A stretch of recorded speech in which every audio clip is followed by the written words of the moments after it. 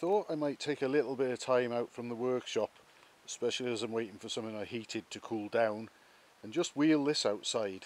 This is one of my own. You can always tell my own bikes, they're the ones that need work doing on them. I'm so busy with other people's stuff that I've got a few things I'd like to do of my own, but so far I just haven't managed to find the time. But anyway, this one is an Ariel 500 of some kind. I'm not entirely sure, but I bought it fairly locally off a poor old gent who didn't have long left, unfortunately. He was quite old and very ill with cancer, and he asked me when I bought it if and when I got it going and restored that I would take it round for him to see, but unfortunately he passed away just 3 weeks after I bought it, so I suppose that took the pressure off me doing anything with it, and I was busy with other things.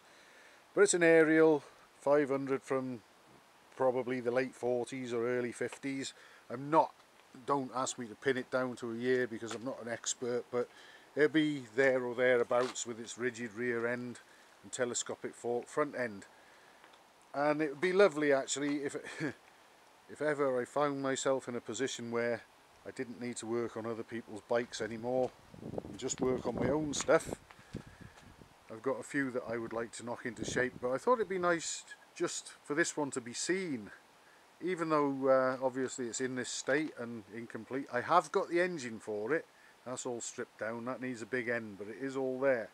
And the intention was, you can see that my son actually did quite a nice job of brush painting the black components a few years ago.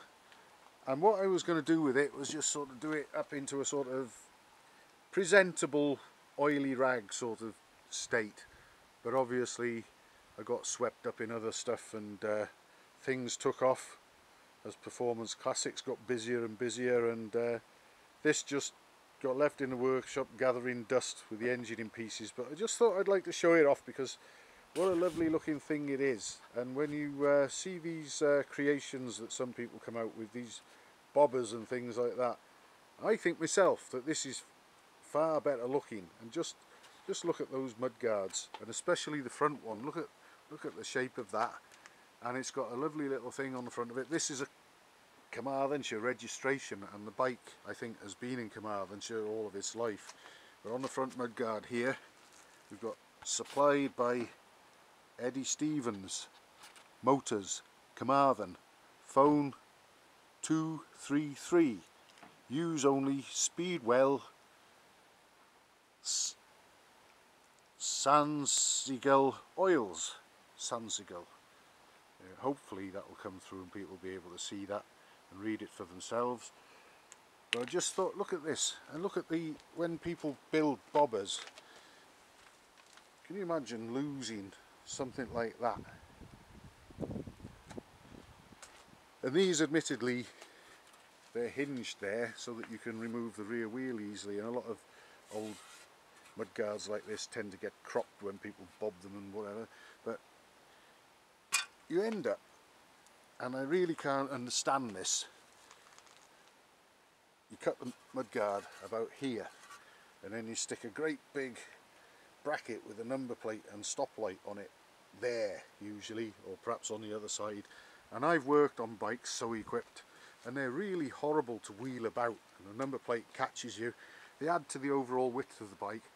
Why not just keep the elegant flow of the mudguard and put the rear number plate there with the stoplight on it? But anyway, I digress. I just wanted to bring this out into the daylight and share it with people.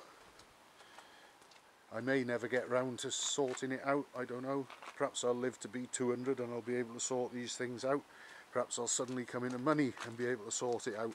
It's even got the pump on the chain guard there. But I really hope that I will be able to do something with it one day. But for now, I just thought I'd bring it out here and just show off what a lovely thing it's been and could be again one day. Beautiful old motorcycle.